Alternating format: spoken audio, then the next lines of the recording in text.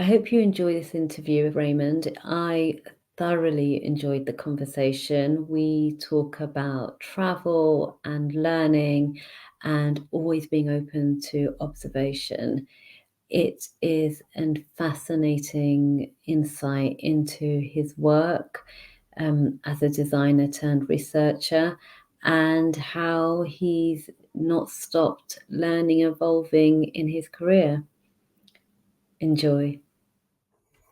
I'm so excited about this interview today. And partly I was just talking to Raymond a moment ago. The reason being is because I don't know heaps about him, which makes this even more interesting. I know enough to know that I'm really looking forward to this interview.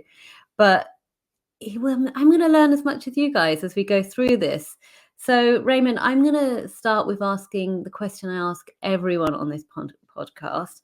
And that is, if I saw your CV, what would it say? Great. Yeah, great starting questions, Amreen, and thank you for having me. I would say, yeah, like what I currently do is I work as a user experience researcher or a UX researcher in a technology company here in London. But to actually explain what that means, I think it'll be easiest to start from the beginning of my first job.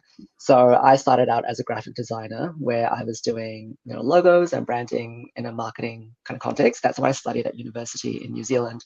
So it's a fairly logical move after graduation.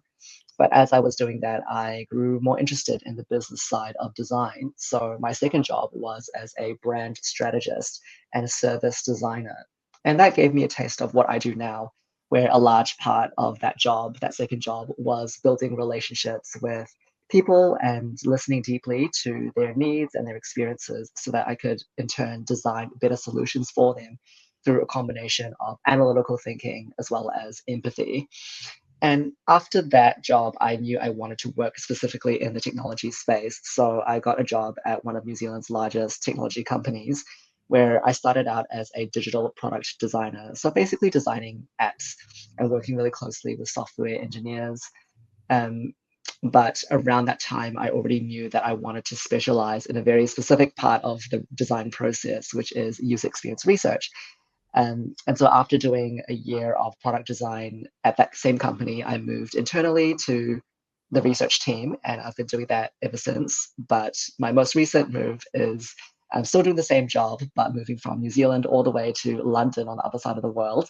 And I'm working at a smaller technology company doing very similar work, but because it's a smaller context, I'm really enjoying the differences and learning all these new things. Wow. That sounds really interesting. Partly because I don't know anything about that world. I mean, we're sort of, brands, we talk about them all the time, it's all there. But I really love that you were really interested in the kind of user experience. And now you've gone into research. And is that more of like really understanding what users enjoy and what they like? That's really interesting because I would thought it was branding and sort of designing, but that's a whole area behind it. Absolutely, you've hit the nail on the head. So, a huge part of what we do is assessing desirability. So, our peers will be thinking about the business viability of a proposition or an idea, and other peers will be thinking about the technical feasibility. But we, as researchers and designers as well, are experts in understanding human desirability of products and experiences. What do people actually want and need out of this engagement, this product, this service? And so it's a really perfect blend of psychology, business, Mm. technology, and design all together. So all the things that I love have kind of neatly come together in one. So I feel very grateful to have found my niche early on in my career, Yeah, that relatively early. that's really amazing. And to get into something like that, do you need to study psychology or do you study like design? How does that happen? What Yeah, got you that's a great going? question. So yeah, in my case, I did not. So I came from a visual design background, and Mm, that's not uncommon. Like a lot of people in the user experience world, whether they are designers or researchers, would have similar background to me. But a lot of my peers equally have psychology backgrounds, and that sets them up really well to do what we do as well. And there are people who come from marketing backgrounds as well as anthropology is a big one as well, because that's just understanding humans and culture. So yeah. That's so interesting, isn't it? Because I just think I know a lot of people who do psychology degrees. I've worked in mental health for a long time, and just the idea that doing and I know as someone who also work in schools that a lot more young people do psychology. But the idea that you could do that to think about branding and all these different elements you spoke about just sounds fascinating. But equally fascinating is that you've done a really big move recently. That's right. Yeah. That's so. I always ask this question, and we've spoken about this before. We were talking briefly about this before, but if we were going to understand sort of a bit more about you, is there anything we need to understand about your context, about your growing up years that led you to do this really interesting work that you do today? Yeah, that's a really broad question, but I'm happy to start somewhere and we'll just unpack it together. So, as I mentioned, I grew up in New Zealand, and so I spent a lot of my formative years there as a child, as a teenager. But I was actually born in Malaysia, so my heritage is Malaysian Chinese. But my family moved over to New Zealand when I was about 3 years old. So a lot of my context is to do with New Zealand and I would say kind of a Western upbringing. But yeah, having reflected on that question a bit more recently, I've come to realize how important it is to acknowledge that I am the son of a first generation immigrant. And that comes with its own baggages, its own, advantages and disadvantages and privileges. So yeah, that's been really interesting to unpack that as someone who, you know, my brother and I were raised by my mother, who she actually is fluent in English. Her English is actually quite good, but she's not very confident because this is not her. New Zealand is not her home country, and she didn't really have a network before, like she does now. So those early years, when my brother and I were children and teenagers, we had to do a lot of helping out in terms of communication, translating. So as a young child, I was essentially a translator, That's a navigating lot of skills, two though. yeah, two different, very, very different cultures and contexts. And so I guess my brother and I learned to value the importance of communication and in a way that I guess our Kiwi peers probably didn't have to if their parents weren't immigrants. The thing that I find so interesting about that, and actually when you talk about that sort of coming from Malaysia and then coming to New Zealand, and then the sort of work that the kind of early way that the skills you would have been learning really early on, is actually the thing that's often missed in all of that is it really exposes you to creativity, like that experience of different cultures and seeing the way different things, different ideas and different just different ways that come together, I think can intrinsically make you quite a creative person and help you think outside the box. Yeah, I'd agree. I think creativity is ultimately about problem solving, and the more sources of inspiration you can draw from, the more different ways of solving problems you have in your toolbox, your creative Mm, toolbox. So mm. yeah, I really appreciate you making that link, and that's something that I'm still sort of appreciating and making the most of. But yeah, It's something that used to really stand out to me when I used to teach in real mixed classrooms. And although there may have been certain people might have struggled with certain things, what was really always really buzzing in those classrooms was the creativity, were the ideas that the kids would bring to the lesson. Um, and I used to always think, why is there so much creativity in this classroom? Because they'd be drawing from different experiences and bringing that all together. So, just at your young age, you'd moved from some quite different spaces, I suppose. yeah. And I have to confess, because I moved to New Zealand when I was so young, I don't really have a super strong connection to Malaysia. But that being said, we did have the privilege of, in my early years, kind of visiting family almost once a year, maybe two times a year. So we would have kind of school holiday trips back to Malaysia. So Mm. while I wasn't immersed in that culture and the Malay language, I still had some exposure to it. So culturally, there were still elements there, and I got to yeah, have contact with my extended family in Malaysia and Brunei on my mum's side. Mm. Sounds wonderful. Anyway, it sounds fascinating, and I think I haven't been to New Zealand, but it's one of the places I'd love to go.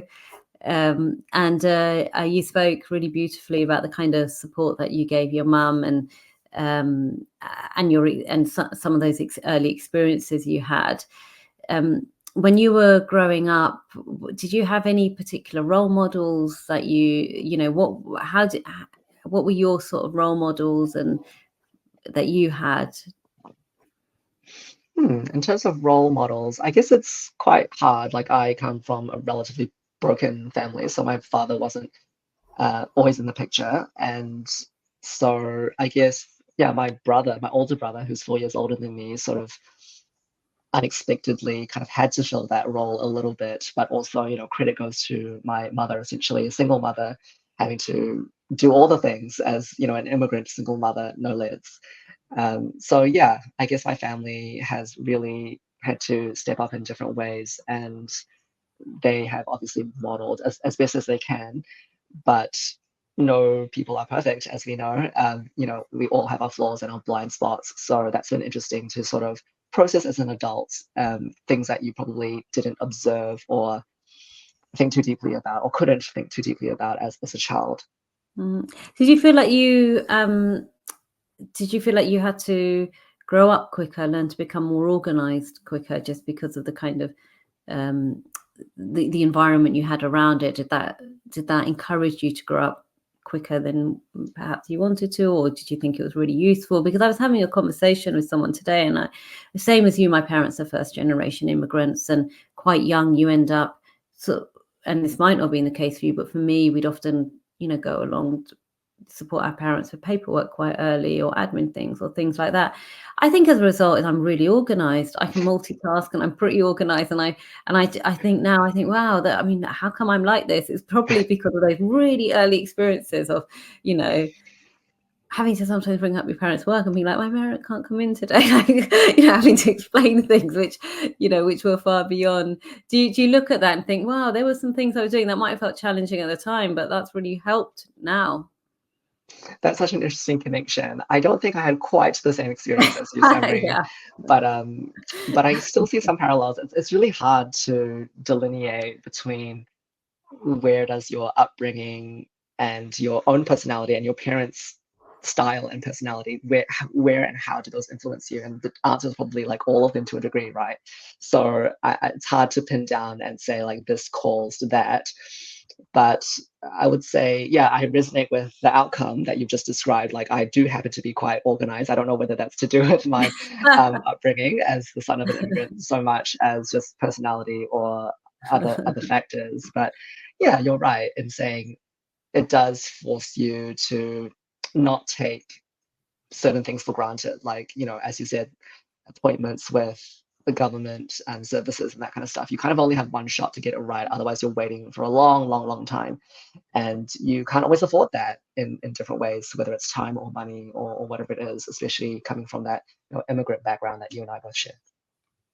I agree. I agree. Gosh, I really threw you in the deep end with that question, didn't I? It's okay. So, I mean, I remember you. It sounds like otherwise, I remember you saying this earlier on that school was kind of fine. You enjoyed the sort of academic side of things, but what's really interesting about your career journey and your story is actually the huge move you've made by coming from New Zealand and working here. Um, how's that come about? That's really interesting to hear about. Yeah. I feel like it would be remiss at this stage not to mention that I've actually done some time in Singapore as well, as I call this my mini OE, my mini overseas experience, because it was only for 5 months, but that was back in 2014. So I You're was in right. my kind of early 20s, I suppose, and super grateful that my first job offered that opportunity for me to go to Singapore and support the design office there. And I have friends who live there, and I made new friends while I was there as well. And that was such an eye-opening experience. It was my first time living abroad, first time moving out of home, really, because my brother and I were kind of in the family house just before, and mom was still in the picture, but just living overseas at the time. And so that really forced me to grow up a little bit. But I still had a lot of support from my first employer. But I loved living in Singapore, like not a million miles from, my own Malaysian Chinese heritage. Mm, So I love the culture, love the food, love just being in a cosmopolitan city and the cultural diversity. Uh, I mean, Auckland, in New Zealand, where I grew up, is diverse and multicultural, but mm. not on the same scale as Singapore, which is, a hub, like really a true hub for expats and people coming in and out of Southeast Asia. So I just wanted to make sure that that was noted as part of my journey, because that definitely set me up to feel a bit more courageous when it came to choosing a place like the UK to do my proper full overseas experience and take that bigger leap of faith. But I So think that's really interesting. The whole I didn't know that, and I that you'd gone to that you'd worked in Singapore, and that's really you're right. That is worth knowing because you obviously have done like you said, you call it your bigger leap of faith. I really like that. But so when you went to Singapore, you went through work. Was it a work transfer? that's right. So they seconded me and they organized my visa. And I think back then, the visa rules were a little bit more relaxed. So Mm. everything was fairly easy and straightforward on my end. I just signed a few forms and provided the documents, and yeah, it was quite straightforward. So fast forward to this year when I had to well, late last year and this year when I was in charge of doing all the visa things on my own, coming to the UK, quite a different experience. But I do want to point out, yeah, like when I was younger, I took a smaller risk and it worked out and I enjoyed it. And so that empowered me to take this bigger risk and feel, okay, I survived the other thing. I can survive this one. I can do it. And I've got the skills to figure it out and make it as I go. I Whereas think I the think interesting thing, sorry, but I think the really okay, interesting thing about that, about you going to Singapore and you referring to it as a smaller risk at that age, you're still young and it was the first time you remember, you have moved before when you were 3, but you wouldn't have organized that or remembered that was in, that that you did move, that would have probably at the time felt quite significant as well, even though it was fairly straightforward, but to go in and work somewhere else and live somewhere else, um, it must it must have been. It sounds like a really positive experience for you that you had that you got something really positive from it. And when you were there, um, what would you say what was your biggest learning from being in Singapore? What skills do you think you developed that you wouldn't have developed if you'd stayed in New Zealand? yeah, that's a great question. I would say the ability to adapt to Mm. things on the fly. As we've kind of alluded to before, I'm quite an organized person. I like to plan everything out perfectly, and I'm quite idealistic, so I design everything with the perfect kind of solution in mind. But that's not how life works, and I learned that pretty quickly as a 20-something-year-old in Singapore, trying to do everything on my own. Where I would say the culture in Singapore, when it comes to their government processes, is relatively strict, like more so than New Zealand. Mm. New Zealand's known for being very relaxed and things will always just work out. But with Singapore, it's a little bit more strict. So yeah, that was a bit of a culture shock that I had to adjust to. But the overall skill I walked away with was just that ability to adapt and think a little bit better and faster on my feet, which I wouldn't say is one of my core strengths, but it's like a muscle. Like the more you use it, the better you get at it. But that's so useful to hear because I mean, and I might be wrong because, like I said, we're kind of meeting for the first time in some ways right now. Is that if you're quite organized, if you design, you have to be sort of perfectionist about it. Really, you have to really get that right, and so which is really an important skill in itself. But to then be able to go somewhere and be like, oh, I have to just think on my feet. I can't. Everything can't be perfect.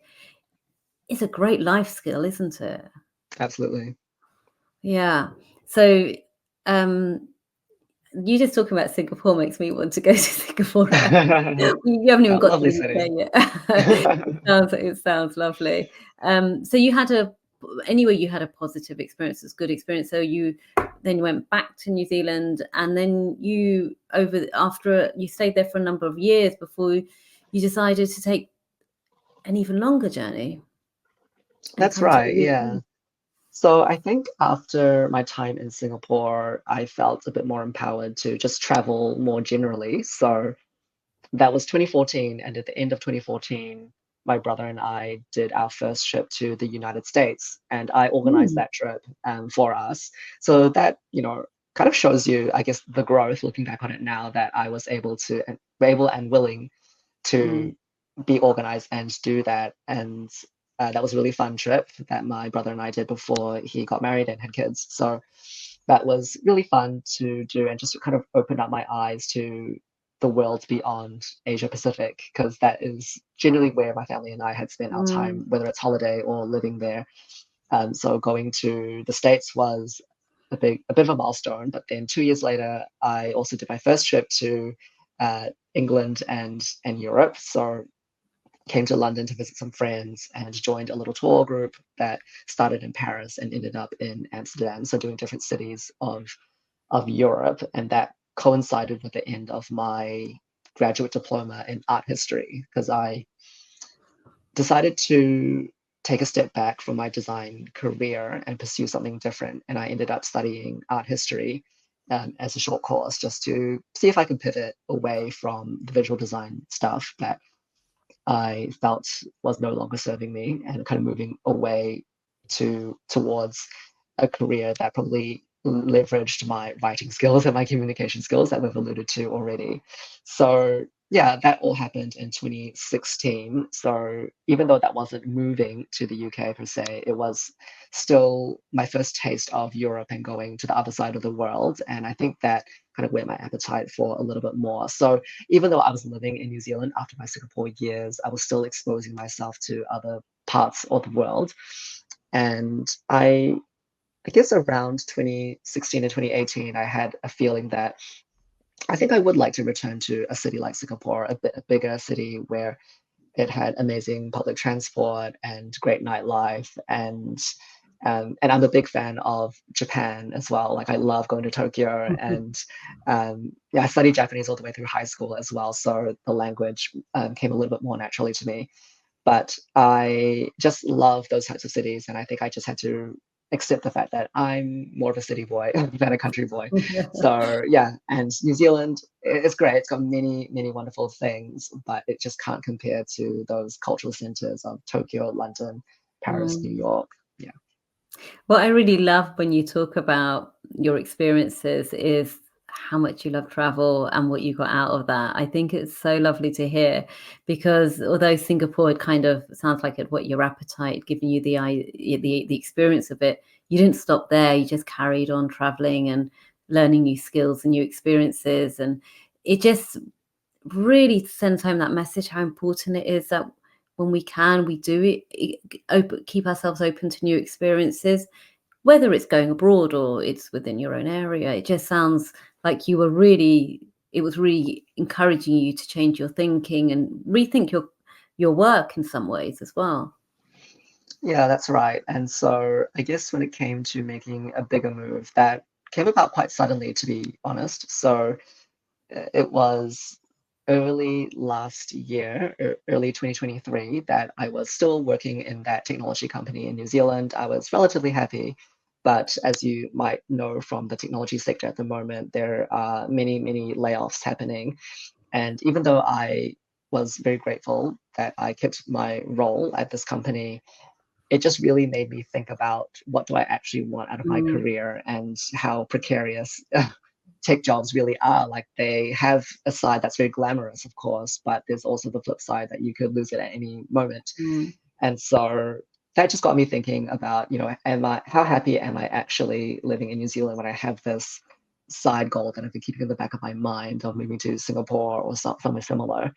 And so that was kind of the start of when I considered moving to the UK, because there are quite a lot of technology startups and relevant companies for me to apply my skills and my passions here. So that is sort of where the seed kind of got planted. And last year, I also had a trip to Japan that I had planned a long, long time ago, but got delayed because of COVID. And so going to Singapore in Japan in September last year, it was just reconfirmation that yes, I do need to be in a bigger city. So quite a few different things happened in my personal life that sort of led me to feel more and more confident as the time went by that moving to London, although it was scary, was probably the right move for me. Mm.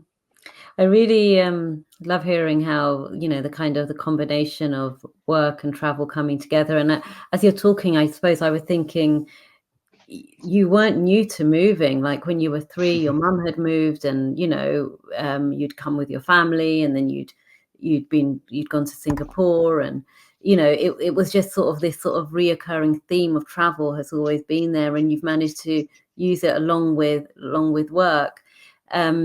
So you did do the move. You came to the UK.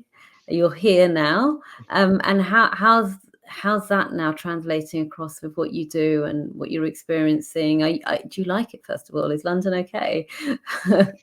Yeah, it's such a hard thing to answer because not only is it just very early days, I'm sort of, less than 3 months into my Oh, time here in the UK, so very early. But at the same time, my job is I'm a researcher, so of course I'm going to research everything to do with moving to London before I come here. And I think that obviously put me in good stead to do my due diligence and kind of balance out my expectations about the reality versus, the romanticized view that you might see on social media or what you hear from your friends, because there are quite a lot of Kiwis living in London specifically, and that's great. But also, it's important not to only consider that romanticized view, and think independently and think critically about what you're getting yourself into.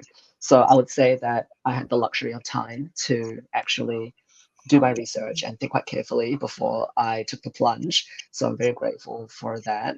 But so far, I'm so blessed to have everything work out relatively smoothly. So it's not an easy job market, but through a referral from a friend, I was able to get a role doing something very similar and continue working as a UX researcher in the tech space.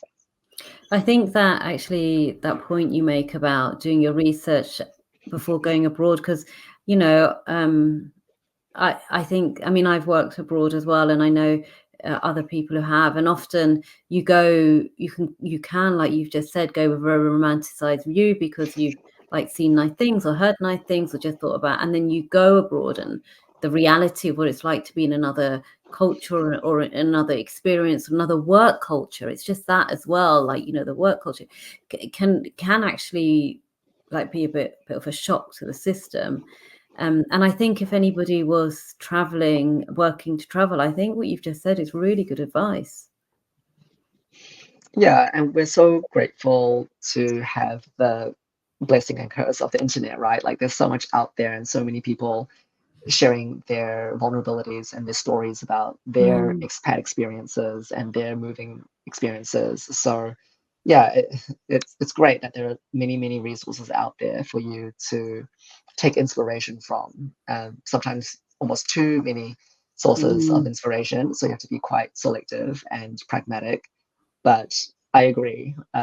It's so helpful to do your research and your due diligence. But I think it's important for us to acknowledge that not everyone is like you and me, Samri. Not everyone is going to have that desire or discipline to or organizational skill to do all their um, research beforehand. And that's not necessarily a good thing or a bad thing. It's just there are different personalities, different ways of making decisions, and we need to leave room for spontaneity as well. what I'm so pleased about is actually you've just classed me as being as organized as you. So I'm just I'm just gonna hold on to that and be like, yes. I mean, that's fantastic. um, but I was just thinking as you were talking, and I think you're right. You do. I think, but I do think there's a difference between. I think when you can go on holidays and be a bit spontaneous, although it does help to do your research. And I think you could actually go and move abroad, and it helps to do your. It really helps to know where you're going, and what it is. But yeah, leaving room for spontaneity is it's just, yeah, that's wonderful. That's always important. As you were talking, I was thinking that when you were, I know it's really early days, you haven't been here long, and you're still getting used to things and settling in. But when you talked about being in Singapore, you spoke about like learning adaptability and thinking on your feet, and letting go of some of the kind of having everything really kind of organized and stuff, but being aware. And then the kind of what came from that is that the continuation of travel and learning and evolving your career alongside that. Although it's early days, do you think coming to London and working, can you see any new skills that have either that you're reusing or that you're like, oh, that's new, I wasn't doing that before? I can definitely see a little bit of both. So in terms of skills that I'm reusing and continuing to strengthen, it is that adaptability. I mean, if I thought going to Singapore taught me that, like living in London has just multiplied that tenfold because think about just your public transport options. Like you're really having to use Google Maps and City Mapper just to figure out like what's next because there are so many bus diversions, train strikes, um, and just things not quite working out. That every Londoner I think can resonate with that. So Oh, that's one you're really thing. making me laugh with that. Because that is our experience of living in London. I mean, if you want to have any conversation, it will be around transport or weather. Yeah, exactly. So thinking on your feet is definitely something that every Londoner learns to do pretty quickly. But in terms of new skills, I think this is probably more to do with my life stage as opposed to any particular role.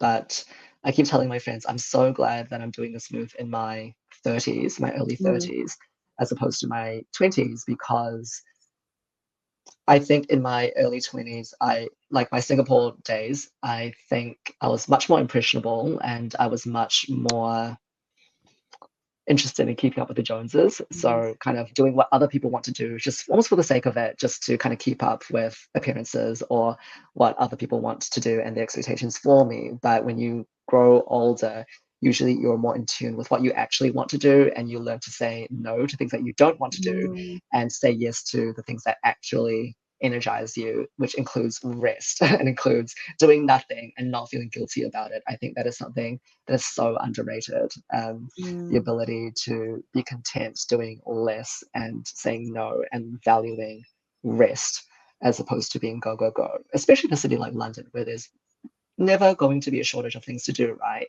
You have to learn to say no. And it's almost a skill in itself, a discipline even to say no and be okay with that. And that's, some really great advice that some of my London friends have given me as I've moved over. I think that's brilliant advice. And I think one of the joys of that advice actually is also that traveling isn't only for when you're young, like, although you still are young, there's no doubt about that. But actually doing that as someone who's feels more mature or something, just that understanding of yourself, like it's okay if I rest. It's okay if I'm not running around because London's always running around. You're always, trying to work out how to catch the next bus to get to destination you're meant to go to. And I think there's something inherently positive about that. But the idea that even if you do it later, there are advantages to that. You don't lose out from it, and that's really lovely. I think what I really love about hearing about your journey is actually your actual physical journey. Is that you've been moving so much, and along with developing your career and learning, and that's just so fascinating to hear. And I think it's inspirational. I really do. I think if anyone listening to this is is the opportunities are out there, you know, and they could be anywhere. It's where you follow that. I mean, you certainly make me want to travel again. I'll probably book my next holiday. I don't think I'll move and work, but yeah, that's definitely how I feel. I was wondering if there was anyone else who was in the same position as you, who was perhaps thinking about doing some of the same things that you've done. Would you have any kind of words of advice for them, or any strategies that you've developed? I'd love to hear. Although I do think what you said just now was just brilliant. But is there anything you'd like to share? Any of your final words?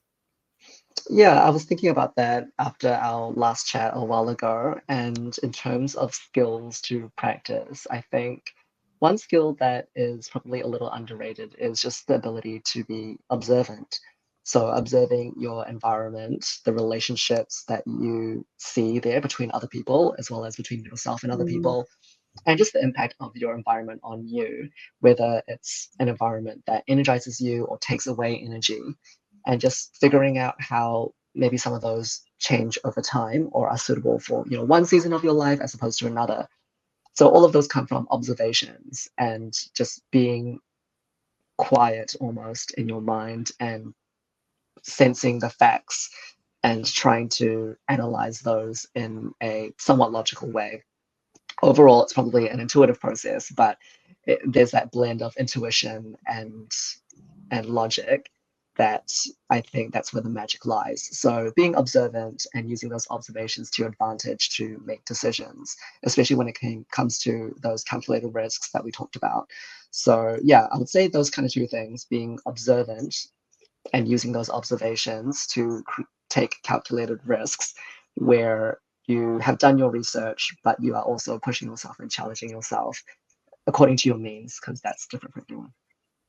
Oh, I really love that. There's the power of the observation and allowing yourself to be, allowing yourself to observe, and your kind of take on and your observations on kind of the environment and seeing what energizes you and what doesn't is just advice that I think I'll take on. I think that's fantastic. Um, Raymond, it's been such a joy talking to you. It really has. I feel like I've learned so much. Thank you so much for taking the time out to come on the Interrupted Path. I really appreciate it. You're welcome, and I've really enjoyed this. Yeah, and I just hope that anyone listening here has gotten something useful out of it. As you said, like no matter what kind of life stage you are, I think there's always more to learn in terms of reflecting on how you're growing in the current moment as well as in the future. Oh, thank you so much.